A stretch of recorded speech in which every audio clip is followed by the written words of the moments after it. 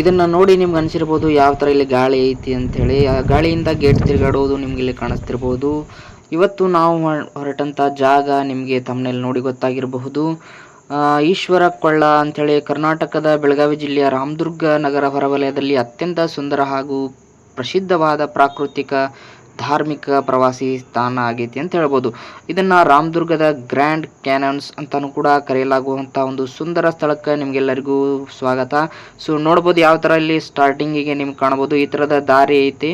ಇಲ್ಲಿ ನೋಡ್ರಿ ಎಷ್ಟು ಗಾಳಿ ಇತ್ತಪ್ಪ ಅಂತಂದರೆ ಆ ಗೇಟ್ ತಾಣ ಈ ಥರ ತಿರುಗುವಂಥ ದೃಶ್ಯ ಇಲ್ಲಿ ನಮಗೆ ಕಾಣಿಸಿತ್ತು. ಅದೇ ರೀತಿ ಇಲ್ಲಿ ನೋಡ್ಬೋದು ಈ ಥರ ಒಂದು ಕಾಲ್ದಾರಿಯನ್ನು ಇಲ್ಲಿ ಮಾಡಿದಾರೆ. ಸುಮಾರು 1500 ಮೀಟರ್ ಒಂದು ಸೈಡ್ ಇರುತ್ತೆ, ವಾಪಸ್ 1500 ಮೀಟರ್ ಇರ್ತೈತಿ. ಅಂದರೆ ಟೋಟಲ್ ಆಗಿ ನಾವು 3000 ಮೀಟರನ್ನು ಇಲ್ಲಿ ನಡಿಬೇಕು. ಈ ಥರದ್ದು ನೋಡ್ಬೋದು. ಪ್ರತಿಯೊಂದು ಮೀಟರ್ಗೂ ಕೂಡ ಇಲ್ಲಿ ಸಂಖ್ಯೆಯನ್ನು ಹಾಕಿರ್ತಕ್ಕಂಥದ್ದು. 300 ಮೀಟರ್ಗೆ ಬಂದರೆ ಇಲ್ಲಿ ನಿಮಗೊಂದು ವಿಶ್ರಾಂತಿಯ ಒಂದು ಮಾಡಲಿಕ್ಕೆ ಒಂದೊಂದು ಜಾಗ ಇರುವಂಥದ್ದು. ಇದೇ ರೀತಿ ನೀವು ನಡ್ಕೊಂಡು ಹೋಗ್ತೀರಿ. ಸಾಕಷ್ಟು ಕಾಡು ಹಣ್ಣುಗಳು ಇಲ್ಲಿ ಸಿಗ್ತಾವೆ ನಿಮ್ಗೆ. ಪ್ರತಿಯೊಂದು ಇಲ್ಲಿ ಏನಪ್ಪ ಅಂದ್ರೆ ನೀವು ಸವಿಯಬಹುದು ಅಂಥ ಒಂದು ಪ್ರಾಕೃತಿಕ ತಾಣ ಅಂಥೇಳಿ ಇದನ್ನು ನೋಡ್ಬೋದು ಇಲ್ಲಿ. ಅದೇ ರೀತಿ ಇಲ್ಲಿ ಏನಪ್ಪ ಅಂದ್ರೆ ಪ್ರಾಕೃತಿಕ ಸೊಬಗು, ಕಲ್ಲಿನ ಕಂದರಗಳು ಮತ್ತು ಹಚ್ಚ ಹಸಿರಿನ ಕಾಡು ಮತ್ತು ಬಂಡೆಗಳ ನಡುವೆ ಹರಿಯುವ ನೀರಿನ ಝರಿ ಕೂಡ ಇಲ್ಲಿ ಪ್ರಕೃತಿಯ ಪ್ರೇಮಿಗಳನ್ನು ಒಂದು ಬಾಹ್ಯವಾಗಿ ಸ್ವಾಗತಿಸ್ತೈತಿ ಅಂತ ಹೇಳ್ಬೋದು. ಇಲ್ಲಿ ಮತ್ತು ಏಕದಿನದ ಪ್ರವಾಸ, ಒನ್ ಡೇ ಪಿಕ್ನಿಕನ್ನು ನೀವು ವೀಕೆಂಡ್ ಕುಟುಂಬದವರೊಂದಿಗೆ ಅಥವಾ ನಿಮ್ಮ ಫ್ಯಾಮಿಲಿಯೊಂದಿಗೆ ಇಲ್ಲಿ ಪ್ಲ್ಯಾನನ್ನು ಮಾಡಿಕೊಳ್ಳುವಂಥ ಒಂದು ಪ್ರಾಕೃತಿಕ ಸ್ಥಳ ಇದಾಗೈತಿ ಅಂತ ನಾವು ಹೇಳ್ಬೋದು.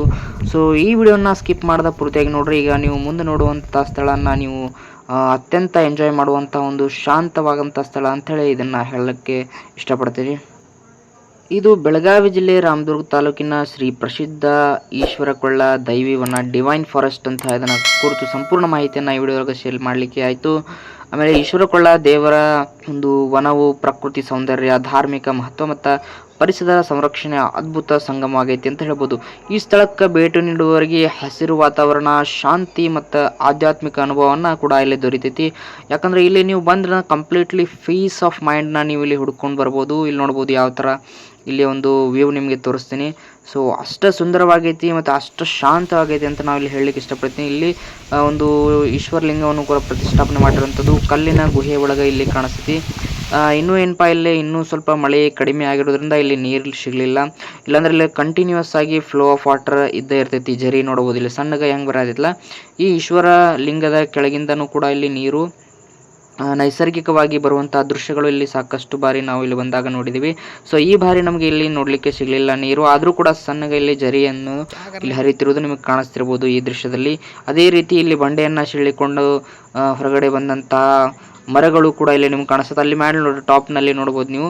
ಪ್ರತಿಯೊಂದು ಗಿಡವೂ ಕೂಡ ಕಲ್ಲಿನೊಳಗೆ ಬೆಳೆದಂತಹದ್ದು. ಯಾವ ರೀತಿ ಪ್ರಕೃತಿಯ ಒಂದು ಸೌಂದರ್ಯ ಇಲ್ಲಿ ನೋಡ್ಬೋದು ನೀವು ಯಾವ ಥರ ಐತೆ ಅನ್ನೋದು. ಹಚ್ಚ ಹಸಿರಾದ ವಾತಾವರಣ, ಸಂಪೂರ್ಣ ಮನಃಶಾಂತಿಯನ್ನು ಇಲ್ಲಿ ಬಂದರೆ ನೀವು ಅನುಭವಿಸ್ತೀರಿ ಅಂಥೇಳಿ ಹೇಳಲಿಕ್ಕೆ ಇಷ್ಟಪಡ್ತೀನಿ. ಅದೇ ರೀತಿಯಾಗಿ ನೋಡ್ಬೋದು ಇಲ್ಲಿ ಯಾವ ಥರದ ಒಂದು ಸಸ್ಯಗಳು ಆಗಿರ್ಬೋದು, ಹರಿಯುವ ನೀರಿನ ಒಂದು ಶಬ್ದ ಕೂಡ ಇಲ್ಲಿ ಬರ್ತೈತಿ. ಸಣ್ಣಗೆ ನೀರು ಹರಿಯತೈತಿ, ಆದರೂ ಕೂಡ ಇಲ್ಲಿ ಇದರ ನೀರಿನ ಒಂದು ಸೌಂಡನ್ನು ನೀವು ಕಂಪ್ಲೀಟ್ಲಿ ನೋಡ್ಬೋದು. ಯಾವ ಥರ ಇಲ್ಲಿ ಕುಡಿಲಿಕ್ಕೆ ಒಂದು ನ್ಯಾಚುರಲ್ ನೀರಿನ ಒಂದು ಸೌಲಭ್ಯವನ್ನು ಕೂಡ ಮಾಡಿರ್ತಕ್ಕಂಥದ್ದು. ಈ ಪೈಪನ್ನು ನೋಡ್ರಿ, ಯಾವುದೇ ಥರ ಮೋಟ್ರ್ ಇಲ್ಲ, ಇಷ್ಟು ಪ್ರೆಷರಲ್ಲಿ ನೀರು ಬರುವಂಥದ್ದು ನೋಡ್ಬೋದು ಇಲ್ಲಿ.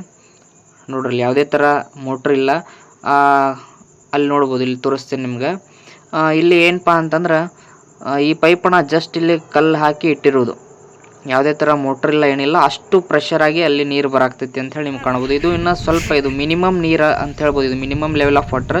ಇಲ್ಲಿ ಮ್ಯಾಕ್ಸಿಮಮ್ ಲೆವೆಲ್ ಆಫ್ ವಾಟರನ್ನು ನಿಮ್ಗೆ ಮುಂದಿನ ವೀಡಿಯೋದಾಗ ತೋರಿಸ್ತೀನಿ. ಅಲ್ಲಿವರೆಗೂ take care. Thank you for watching.